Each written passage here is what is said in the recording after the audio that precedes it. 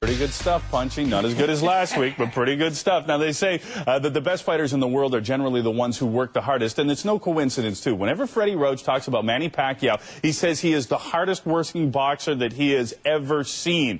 For more on that, let's go to Rusty and his soapbox. In 1931, a relentless, power-punching hurricane burst onto the pro scene. His deadly, swarming, two-fisted attack immediately set him apart from the other stars of his day.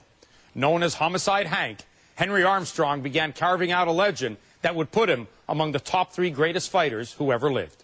By the time 1937 rolled around, Armstrong was about to begin a quest which would hold up for over 70 years. In October of 1937, Armstrong knocked out Petey Sarin in 6 rounds to capture the world featherweight title.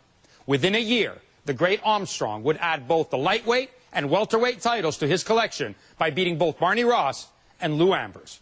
To this day, no fighter in history has ever held 3 world titles simultaneously.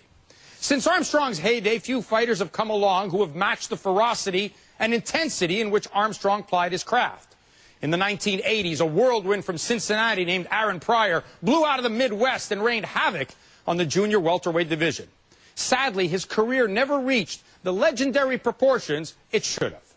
This past Saturday, with his electrifying one-punch KO of Ricky Hatton, Manny Pacquiao joined the legendary Henry Armstrong and officially made the move from boxing superstar to boxing legend. In the most dominating win of his career, Pacquiao swarmed Hatton from the opening bell. Like Armstrong before him, the Pac-Man never yielded an inch as he rained one devastating shot after another on a defenseless Hatton.